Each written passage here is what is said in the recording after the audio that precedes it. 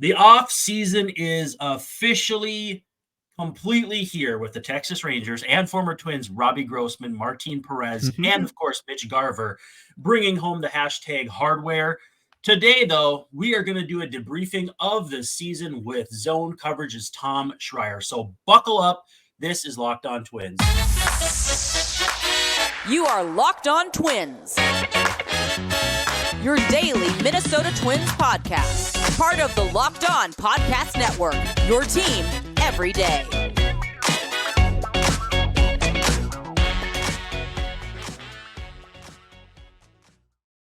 Hello again, and welcome back to Locked On Twins. I'm your host, Brandon Warren, and you can unfollow me on Twitter at Brandon_WARNE. Thanks for making Locked On Twins your first listen every day. We are free and available wherever you get your podcasts and on YouTube. If you're watching on YouTube, you know I have a special guest today. As a reminder, please feel free to be active in the comments. If you want to get some stuff out on the show, you can ask questions, you can make comments. Love to hear from you either on YouTube or on Twitter at Brandon_Warren at Locked On Twins. Those DMs are open. And without further ado, Mr. Tom Schreier, Tom Schreier 3 at T Schreier 3 on the Twitter machine. I'm still calling it Twitter. Tom, how we doing? Doing well. I love how you've gone from you can follow me on Twitter, but I wouldn't do it to like, just unfollow me at this point. I don't think there's any reason for like anything other than just the plain truth right out front. Tom, the first thing I want to ask you about, and it's something that broke here this week, Dick Bremer moving on from the Twins doesn't sound like it was a mutual decision. I think the writing was on the wall that he probably didn't have that many years left, or maybe just was going to do next year and get his 5,000th game. But what was your immediate reaction to Dick Bremer? Well, the Twins announcing it, Dick Bremer replying to it, at least as far as posting something on Twitter with him waving and drinking a beer in a boat.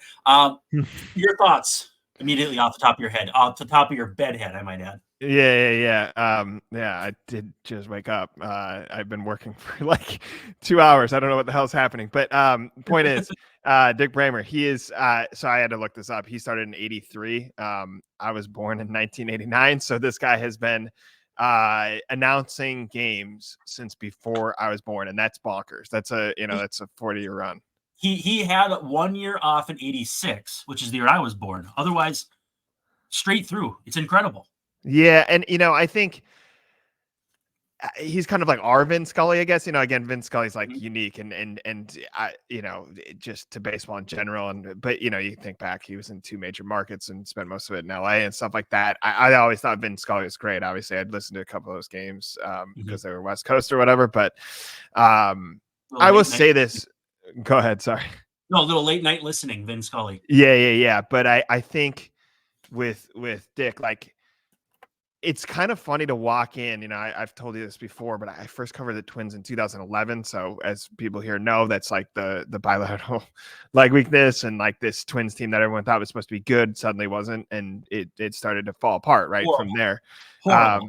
And there was such a weird cognitive dissonance because, and I see this with our young writers now, like Lou and Theo and stuff who are in the press box, like, you're fans of the guys one day and then you have to cover them the next, you know what I mean? And it's like, oh, there's Joe Mauer, there's Kadai. I mean, Dick Bremer was in that kind of, I wasn't covering him, but I talked to him and like, you're kind of like, it's weird seeing him in any context other than in a booth announcing a game. He still has that voice, right? I mean, that's not manufactured. That's just his voice and is built for TV for audio listening, but like just such a kind person. So he's 67. I mean, he's had an incredible run here.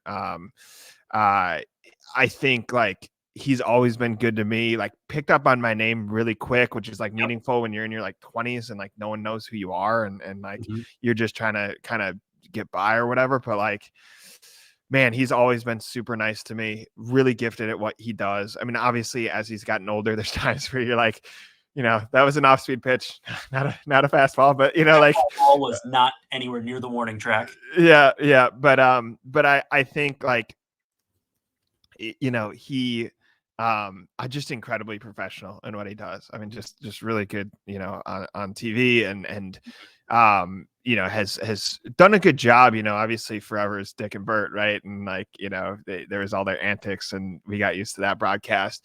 And he's integrated all these other players, and I think that's just been key for the broadcast. It's guys from different generations. You talk about Morneau, who like knew a ton about baseball, but was very like quiet when he first started, and I think has improved a lot. I probably told you this before, but it was in Milwaukee in 2019. He asked me how he was doing on the broadcast, and I was like, well, this is not an expert opinion, but I'm like, I learn a lot from you, but you do not project your voice very much. And, but you have Morneau, Smalley from that generation. I think Smalley's really good. Like for a guy who's older, he's not crusty, right? He knows the modern game, embraces the modern game, but brings this perspective of a guy who had so much success, with some of those early winning Twins teams, and like, and from playing in other markets and stuff too. And then, LaTroy Hawkins, I think has been really good. When they get Torrey Hunter on there, he's always entertaining. And like all these guys are just very different people, and he's been able to kind of work with them and bring out the best in them. And there's something kind of giving about Dick Bremer, where he talks about that, how he wanted to get to 5,000 games, and we can get into like, whether he was pushed out or whatever, but regardless, like he said, this is not about me. And I think he means that. Like, I think he was always about like, I'm a huge Twins fan. I'm a huge baseball fan. I will say this, he will go down into the clubhouse, or he did, and like ask questions and talk to players. And it's actually the thing I learned most from him is like, you're okay just taking 2 minutes. And I did this a lot I've done this a lot as I've gotten older, like just 2 minutes to talk to a guy off the record, just to get a little more perspective, a little more information. And Dick did that all the time. And I think that's why his broadcast was so good. He had the details about the grip on the ball, or what the guy was doing yesterday, or how this guy's improved, or the change in the pitch mix. And that stuff he all did well, because he was in asking questions, still curious about the game, still learning. It's not like he had it all figured out, right? And really took investment and interest in the players. And like he has, pass that on in a broadcast form in a really meaningful way. I mean, like, as much as, people hopefully read our articles and listen to the radio for, sports talk and stuff, like you're hitting a huge audience when you are on TV. I mean, that's almost anyone, right? Unless I guess you mute it, like listening to the broadcast and taking in that information. I think he balanced really being informative and obviously a homer. I mean, he's a fan of the team, and like, I don't know, man. Like that's just, it's a great career. I think the good thing is that he'll be a special assistant, and as much as like, I think that's kind of in a biggest role, and people like what he did. Listen, I think it's a good thing that, it's often ex-players, but like Torrey Hunter's in the clubhouse every once in a while, and Santana's, you think about Santana and Lopez and their connection. I mean, they're in the clubhouse together talking through pitching, and like, Kadire walks through, and Maurer and Morneau and all these guys. Like, I think as much as Dick can't talk from being a player, obviously he can talk from 40 years of perspective, going back to the 80s, about the Minnesota Twins, and having seen the Twins, kind of I can't remember it for obvious reasons, the 83 season, but like he saw the ramp up to 87, right? Saw 91, saw what happened with 91 and 2001, the Gardenhire era, Mulder and Rocco. And like, I think that perspective is going to be incredibly valuable to players. And I think like he has learned from one player and may be able to pass it on from another. It's not, you can't go, I'm Johan Santana, I can tell you how to pitch, right? But like he's not Torrey Hunter. But even like what Torrey Hunter does is a lot of like stay at equilibrium, all this stuff, kind of preaching mental stuff, right? He does know how to take an at bat. He was a really special player. He knows how to patrol the outfield, but like, he's, and Dick can do that in his own way. So I'm glad he'll still be around the Twins. I'm very curious what the broadcast will be. I don't think they'll have a deal with Bally's. I'm curious how like that will affect their payroll, and how it will affect the broadcast and how we watch games. But that all feels kind of small. And I mean that in a very sincere way, because like there's something lost when Dick Bremer's not on the broadcast. We knew it was going to come eventually, but it kind of just came suddenly. And, I'm still kind of thinking about it to this day. Yeah. 5 years ago, he actually gave me some time for story on Zone coverage about the 20-year anniversary of the David Wells perfect game, which was at Yankee Stadium. And anyway, if you go back, if you look up David Wells perfect game 20 years later, that will come up, and you're going to want to pack a lunch because it's a pretty long story, but I would highly recommend it. Tom, 1 second, we got to do one quick thing here, and then we'll come back and talk about the good things from the 2023 Twins season. But first, a word from our friends at FanDuel. All right, it is NFL season. You can score early this NFL season with FanDuel, America's #1 sportsbook. Right now, new customers get $150 in bonus bets when you get any winning $5 money line bet. That's $150 if your team wins. So if you've been thinking about joining FanDuel, there's no better time to get in on the action. I don't know about you, Tom Schreier, but I like to think of the idea as either the Vikings win or I win. So you bet against the Vikings, that's your team. And either way, you come out ahead. But the app is so easy to use. There's a wide range of options to bet, including spreads, player props, overs, unders, and more. Again, anything that you can imagine, it is there. And you get $150 in bonus bets with any winning $5 moneyline bet. Couldn't be any easier. It's the no-brainer of the year. So visit FanDuel.com/lockedon and kick off the NFL season. FanDuel is the official partner of the NFL. All right, we're rolling into the bullpen here, second segment, and thank you for making us your first listen every day. If you're an everydayer, check back. Actually, a little later today, I'm going to have my Twins offseason blueprint 1.0. Got some fun ideas, but we'll see where it goes from there. I do, Tom, want to talk about the good things because there are so many good things that happened with the Twins this year. The pitching, especially with how much grief I got on Twitter for saying that I thought their pitching would be good. Their pitching rotation was tremendous. The bullpen more or less did its job. And the offense really started cooking late in the season. There were a lot of things to be positive about. Tom, what are some things that stand out to you from your vantage point as far as things that went right for the 2023 Twins? Yeah, I mean, I think thinking pitching specifically, like they really stuck to their gut on these players. And I will say this, it's different, like obviously you remember with Terry, he'd come down and just like talk on the record for 20 minutes during, dinner, which was wild, right? Like when the Twins were in town, like Falvey's more like, he has some availabilities and it's mostly just grab him at any moment. And like, I kind of keep picking his mind about, especially with Pablo Lopez, especially with Emilio Pagan, and like, both of them, and just to be honest, I like both those guys. Like Lopez is crazy. He could have been a doctor. Really smart dude. I remember talking to him about how like he almost should have been a football player because like football players learn in a classroom, right? You like the defense, the offense, they all sit there, the secondary, whatever. And they sit there and like, there's a presentation. People who've seen Hard Knocks have seen this, right? And like they bounce questions off the coaching staff and stuff. You learn individually when you're a baseball player going through, with the catcher, and you think about the guys in the bullpen kind of talking with each other or whatever. Like, and Lopez is fine. He's learning perfectly fine. But I looked at him and I kind of looked at some underlying metrics, and like the whip and the FIP would indicate like he was good all year long. And he was getting BABIP'd, right? And he's in, all these acronyms and phrases, but essentially, right. The feeling independent pitching, he was pitching fine, wasn't getting the defense. Occasionally a ball and play would kind of find its way through the infield and you'd be like, I don't know how that happened. Right. Once, twice, three times in the sixth inning, and you're like, all of a sudden a good start gets spoiled. And Webs obviously walks and hits over innings pitch. Like, he was limiting batters and getting unlucky in certain situations, and that evened out. And it's very funny that it evened out around the time that Luis Ariz went from 400 to 350. We got to be honest, like 350 is a pretty good batting average, but like it is hard when you're looking at ESPN, right? And I just have it on all the time. And I know most sports fans, like, you almost can't avoid it. And you see like the only baseball update at the time, it felt like, was this chasing 400. And you're like, well, why the hell did they trade that guy for this pitcher who has like the 3-something ERA? And it starts coming down. And, obviously he was spectacular with Pagan. It was more like, nice dude. I also kind of like these veterans who are kind of hanging on, self-belief, at that point, like I think he was like a 12th round pick or whatever, who's carved a path for himself in the majors. And like, I kept looking and I was like, actually his medium leverage stats are fine. They're actually weirdly better than his low leverage stats. And he probably shouldn't be used in high leverage innings. And like, it wasn't just those two guys, but I think their philosophy manifested there, right? It was belief in Sonny Gray as he gets older and he can pitch less. He's getting to 80 pitches. He's starting to kind of wear down third time through, but he's spectacular in the beginning. And, if you talk to like Mackey and some of these guys, the pitching coach, they're like, we need him because like he is so process oriented, and it's easier to be if you're more established, like Sonny Gray, multiple time All-Star, like was good basically anywhere but New York. But so process oriented, and he's trying to go, hey, let's have Balazovic be a little more process oriented. Let's have Joe Ryan be a little more process oriented. These guys, Bailey Ober, these younger guys. Really encouraging sign too that like Joe Ryan continues to tinker with his stuff. It is fastball heavy, but I think he's going with the splitter. Passing on some curveball and stuff. Some of the pitches that weren't working for him. Bailey Ober, like the fact that you have him, draft him in the teens, you're always gonna have that pick, right? And like, this guy becomes kind of a viable starter, right?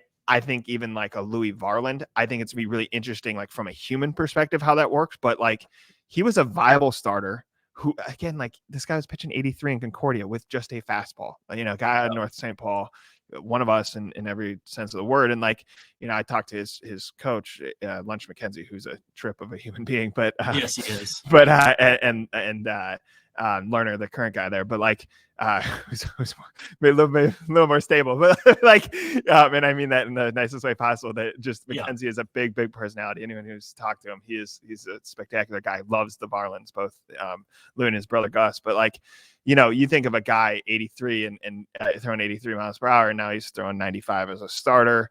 Probably has to work on some off-speed stuff. Really good reliever. And I think at the very least, you developed a very, very high-end reliever with a late pick. The Duran thing, like if you look back on that trade, people hated it. He turns out to be one of the best relievers in baseball, capable of pitching 3 or 6 innings. The bullpen, I still think like they need to work on it because it filled out in the playoffs because you can move Paddock in there, right? And, you can move Kenta Maeda in there and stuff like that. I do think you need a viable 162 game bullpen, meaning like they have to evaluate Jackson. Like, is he a setup guy or is there uncertainty there? I think he will be a high-end reliever, but is he setup, right? What's the best use of Duran? Because you can go 6 innings, but I think it was wearing on him at one point. And I think that's why his stuff kind of got wonky in the middle or kind of late in the season. So like, how do you manage Duran perfectly? How do you fill out the rotation? Is it Paddock and Varland, or is it like you moving Varland and kind of pushing Varland maybe into more of a setup role and stuff like that? Or have we're still probably a ways away from this, but like, could Varland be the closer and then you can move Duran into the fireman role, right? And like, I think like you're gonna have to have that conversation with him because Varland wants to start. And dude, the Paddock thing's crazy to me. Like, I know I'm just like going down a list of names here, but like the fact that they were right about him, like this guy who's had multiple Tommy John, dude, that trade with getting Pagan and Paddock and Rooker like just and Paddock and well, and just like the trajectory of those players because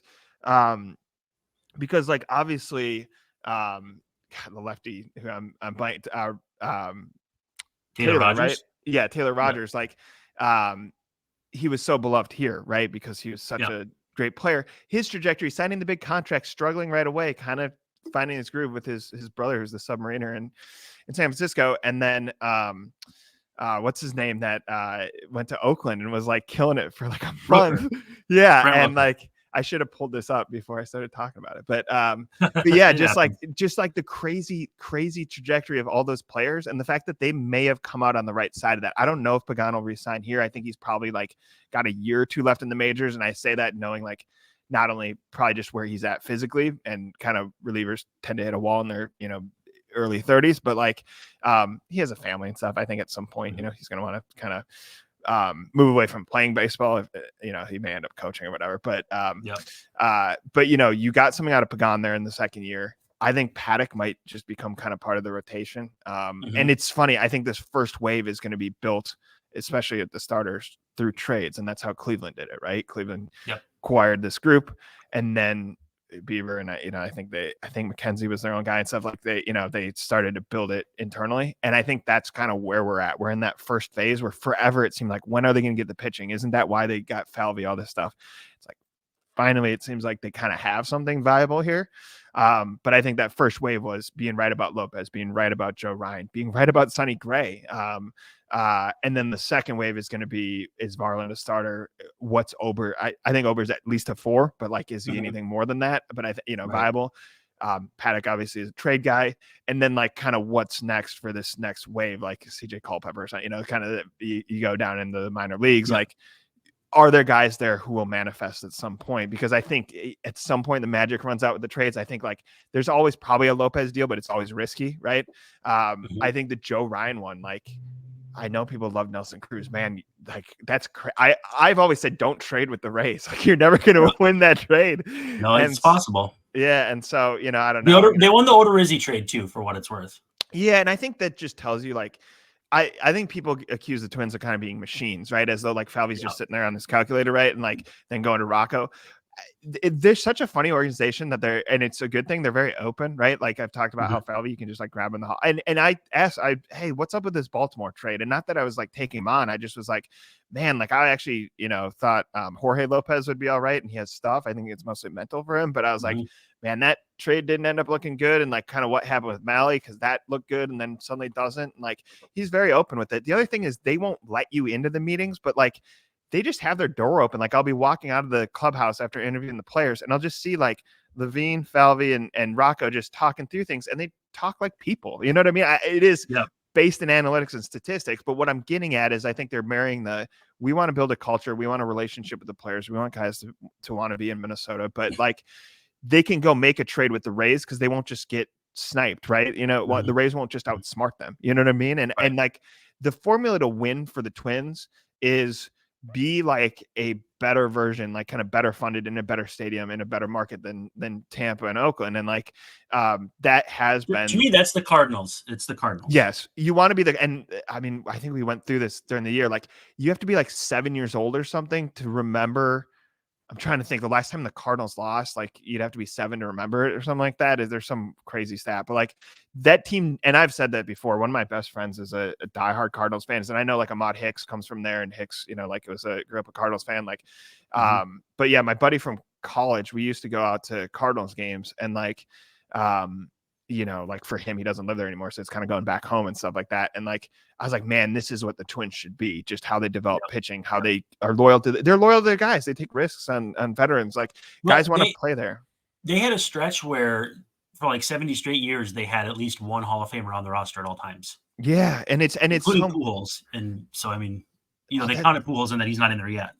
No, and that's the bonkers thing is like Pujols is a guy like I think a Peoria Community College or whatever, right? Like, you know, they develop pitching, they develop players, the guys want to stay there, and it's not St. Louis is fine, but it's not like, you know, it's not like a New York, LA or whatever, where like obviously players want to be there. Like it's guys who probably go there, probably don't know much about it and fall in love with the city and the fans there. And like, that's what you have to have in Minnesota. I always say like, I don't think the free agent thing matters as much in Minnesota because while they may see snow in April and man, the World Series would have been cold, like, the gut of the season, the heart of the season, it's the best time to be in Minnesota. And then they just go to Florida or Nashville or Phoenix or, you know what I mean? So like, they're fine. They're never going to get cold. Like, you know what I mean? So I think, yes, I think the Cardinals are a good example. The other thing is you don't want to be, I think Atlanta can be kind of cheap for a team that's not Oakland or Tampa, but like you want the mentality Atlanta has where they're very economical. They make good pickups. They have baseball people there. So it's not just, again, like an abacus. They're like,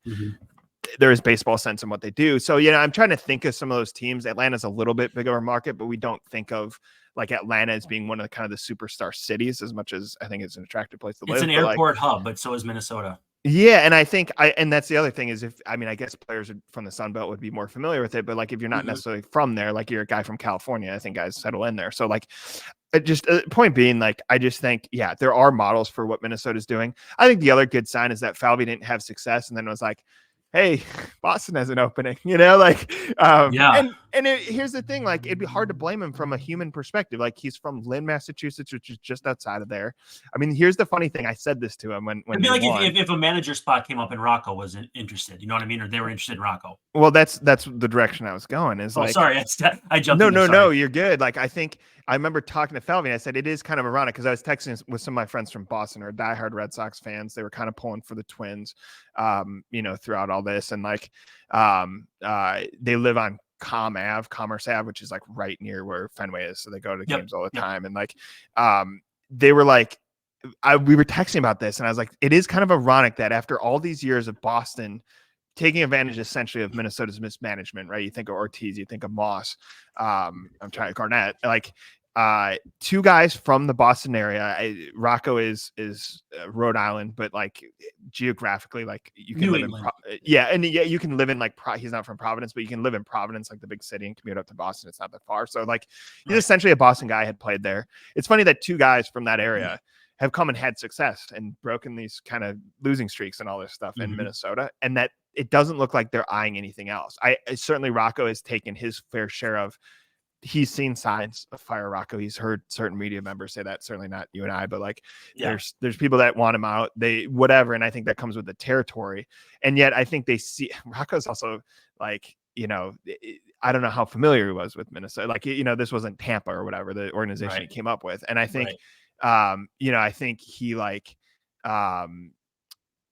they have found a home here. And like, I think that's super important. And like, I think I always believe continuity is important in sports. There's a certain point, like late in the Gardenhire area, where you're like, man, it's just getting between him and Terry. It was like, they just don't really embrace analytics. This is very much a super scout, right? And Terry still is. Like, I believe he works for the Phillies, and like he still knows baseball from that capacity.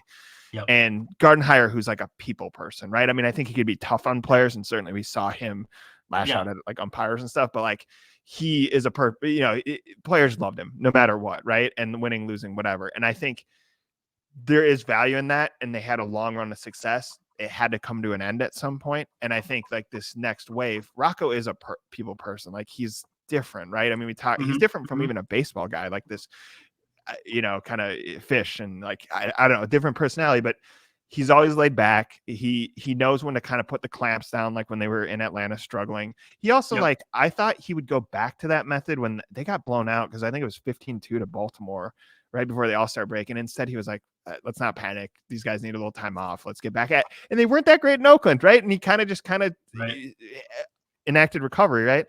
And I think the same thing goes for, like Felmy and Levine are looking at analytics and new age thinking. But again, I see them talking to players all the time. And I think they value like not just their stars of Lopez, who they did a good job signing, or Correa, who I believe Correa, once he gets off his feet, literally like he'll recover and hit. But it's not just Correa, it's not just Lopez, it's not just Buxton when he's healthy. It's like they value Donovan Solano and like a guy like that and what he brings, a farmer, what he brings. Some of these, and then I think they're good with the young players, like managing Balazovic, who's had up and down, to Wallner, certainly. Like Wallner was just a crunch, and then being faithful to the right guys. You think about like Kepler, who I think was very good defensively all year.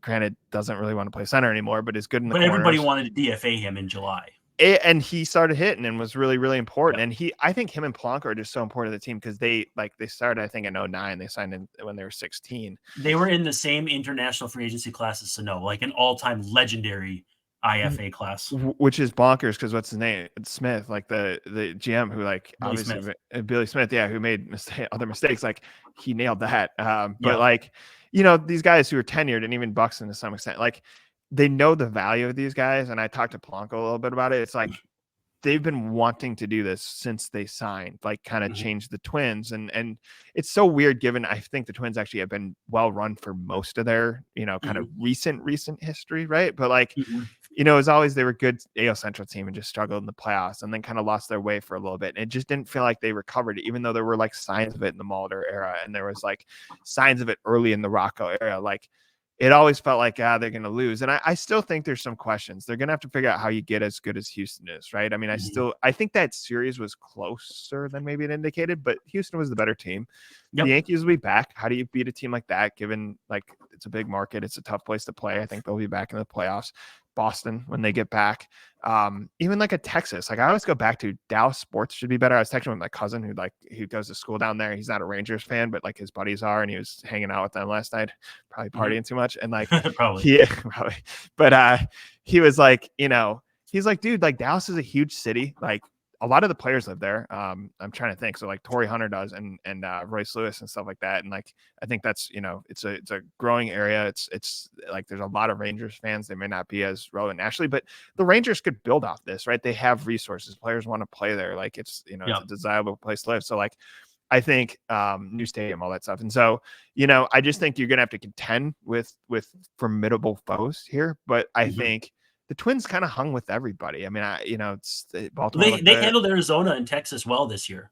Yeah, and like at times, like the Rays and I know the Rays in Baltimore weren't very good in the playoffs, but like the Rays in Baltimore looked better than them at times. But the Rays were insane to start the year too, like just incredible. Yeah.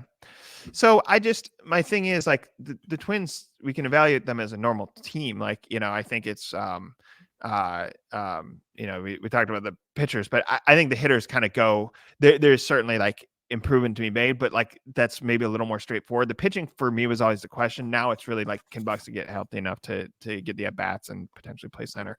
I think Correa will if he's foot heels, which at this point he should just be sitting and watching Star Wars and Loki. I think that's my recommendation for him. But certainly we saw it from like Julian, who's just felt like a professional hitter since day one, and Showman, his guy, Derek Showman, who's the assistant hitting coach, like came up with him. Like he's been there every step of the way with him, working with him. Wallner, like, could he cut down on the strikeouts? But certainly has the power. Like, we're starting to see like how Falvey always talks about it, just power hitting and power pitching, and like the power pitching is coming along here. Finally there's velo, finally there's strikeouts. And with the hitting, it's what's this balance, right? Like we know, for example, Gallo isn't going to be there, but like, can Wallner be something more than Gallo? I certainly has the arm strength. Certainly he has the power. What's his route to the balls? Will he be more disciplined at the plate? Stuff like that. Is there anything left for Larnach, or what do you kind of do there? How do you like, what's Polanco's role or Julian's role? You know what I mean? There's some kind of second base intrigue in my mind.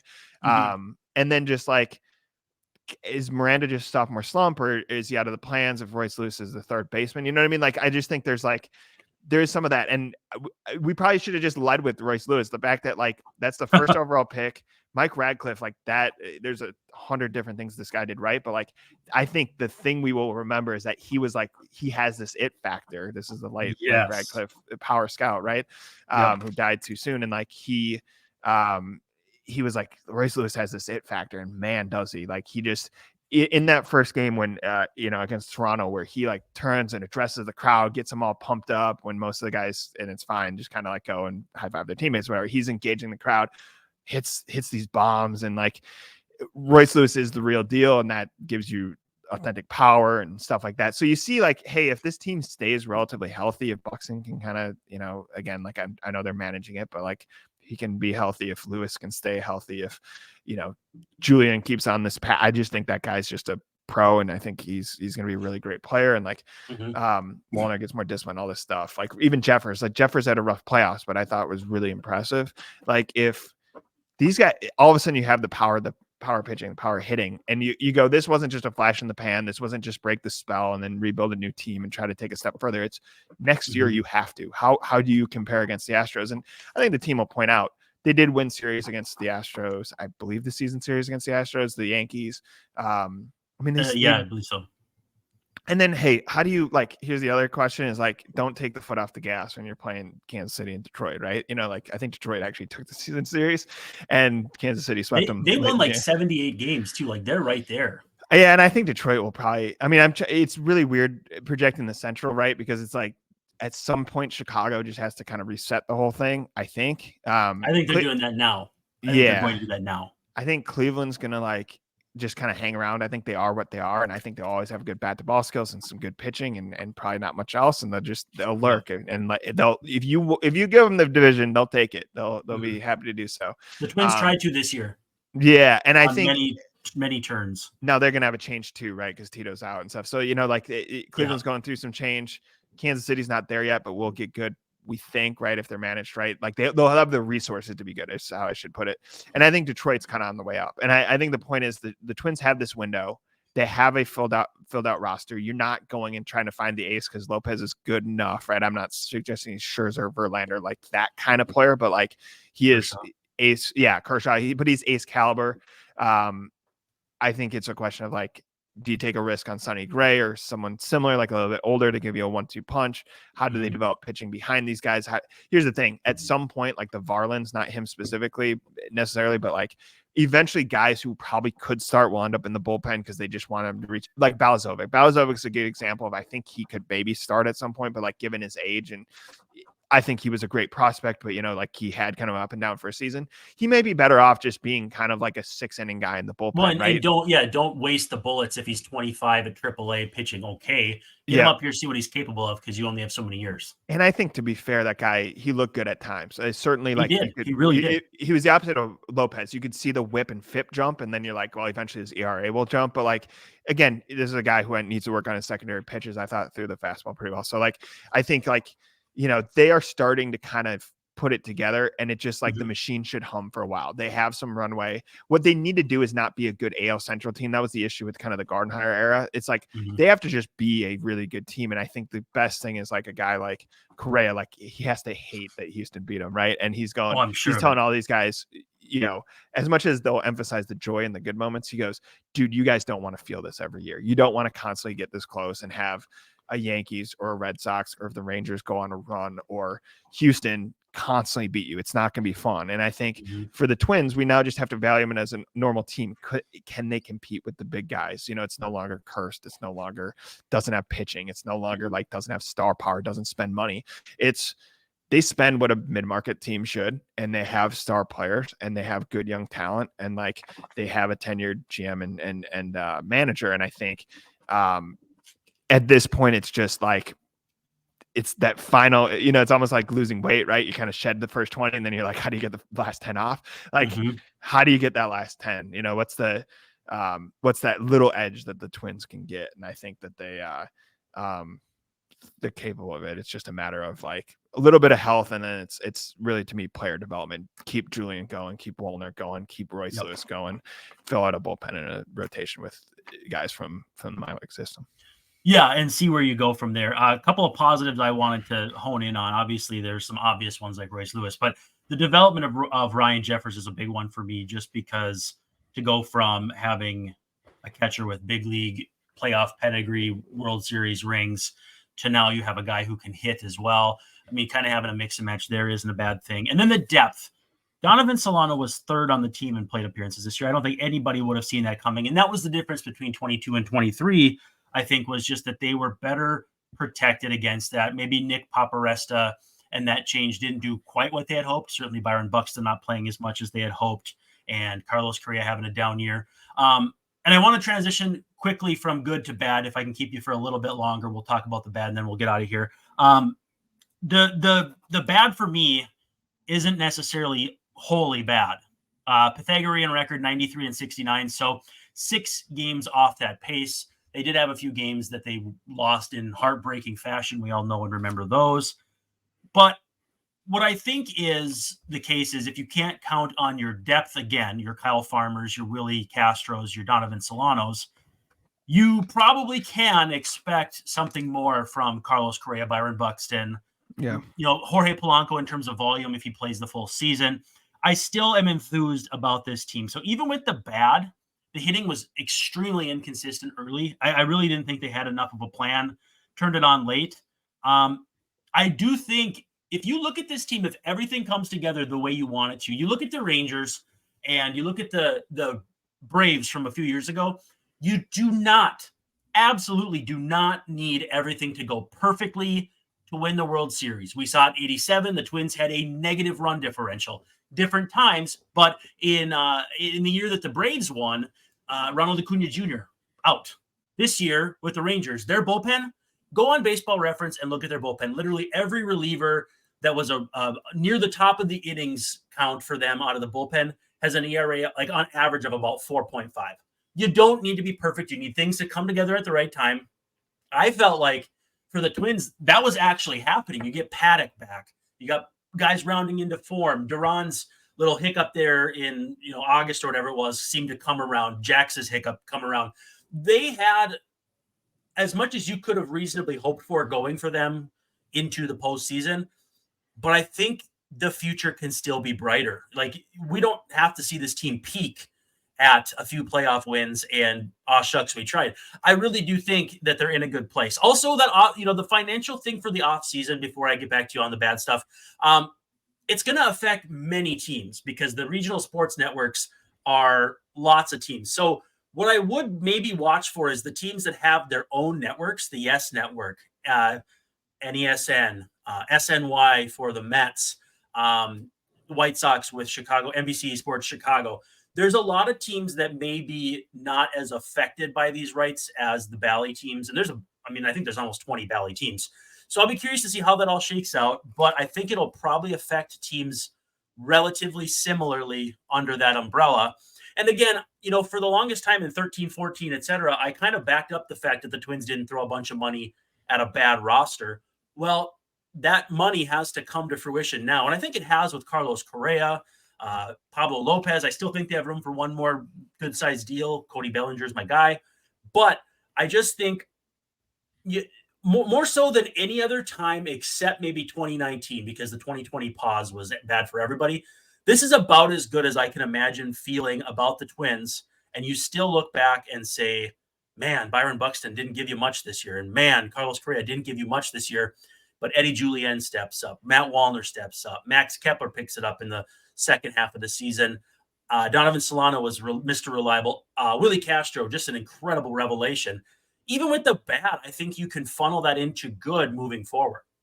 Yeah, I mean, I think we should have mentioned Castro too. Great pickup, Yeah. like kind of did everything, hustle guy. Just one of my favorite players because the dude's awesome. Yeah. But Solano another. And so I think here's the thing: it might not be the same cast of characters. I wouldn't be shocked if they kept Castro around. But for example, Solano, there's some conversation of what you offer a guy given his age and stuff. But like, you need to find the next Solanos. Like they've had, I think these like Matt Whistlers and stuff. Like these guys who are like 1 year wonders, right? And I think those guys matter because they fill out bullpens and they fill out lineups.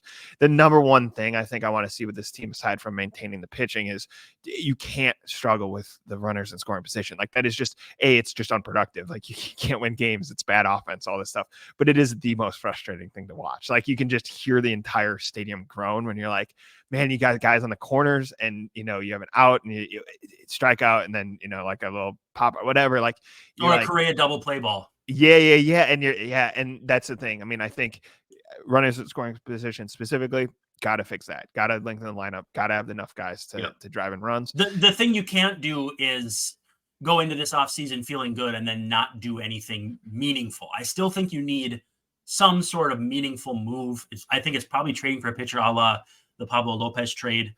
But the biggest worry I would have would be not doing anything. And we've never really seen this front office not be active. No. But I just think if they go into this offseason and kind of wait things out, it's probably more likely to be negative than positive. Yeah, and I the other thing is, obviously you need more out of the $200 million and $100 million player, right? That's obvious. But again, I believe Correa. I don't think Correa forgot to hit. I think I'm surprised how the foot injury affected him because he was a great defensive player in key moments. You think of him throwing home against Toronto, but also made stuff routine. Right? He made stuff routine that are impossible plays for other players, especially a guy his size, right? Ball over his head, ball skipping through the infield that he dives on, right? And I think the foot sapped his power at the plate and maybe his confidence a little bit. It affected his confidence in some way. And I think more bad 2-strike swings than I can recall. Yeah. And it's not as though he lacks. He's a confident dude. It's just it's more like he probably didn't fully feel like Carlos Correa, trust your body. If you can't trust your body, it's really hard to play baseball. Yeah. So I think that Buxton's a harder one. I just think the knees are worn down. Those are tough injuries, man. Like you see it with basketball players, all this stuff. I do think Paparesta will Matt and that team will manage it as best they can. I think they'll probably come out with a different strategy. I mean, you have to have the same conversation with Royce Lewis. You can't tear his ACL again for obvious reasons. So and they had to manage a hamstring injury, those things right. And so obliques, stuff like that. So you're gonna have to manage a lot of these guys. But to me, it's I trust Julien and Royce Lewis and kind of some of this young pitching. With Buxton, it's just I do think there's something missing if Buxton there, as much as he didn't do much with the plate appearance he had, for him to come out of the dugout. I just think that mattered so much to the team.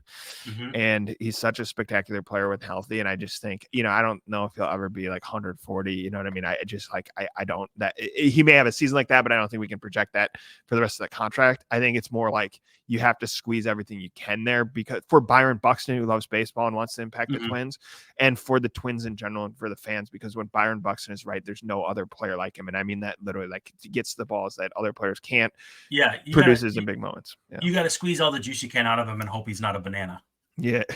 And I just think there's still room to grow, not just in terms of moves they can make in player development, in terms of managing stars. And I think it's keep Lewis healthy, get, to the extent you can with Buxton. He puts in the effort, they're putting in the effort, but you got to do as much as you can there.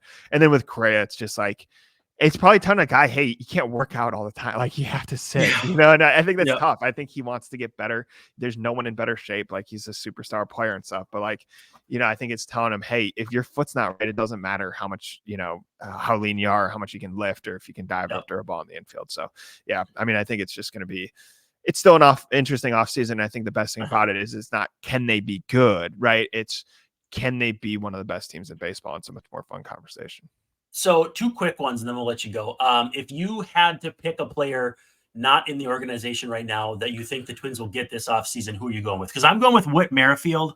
I keep seeing, again, Gary Sanchez would be pissed. But, Whit Merrifield is the one that I keep coming back to. He can play a little all over the place. He can run. He can hit a little bit. Somehow he's a Silver Slugger finalist this year. I think he's slugged under 400, so I don't get that at all.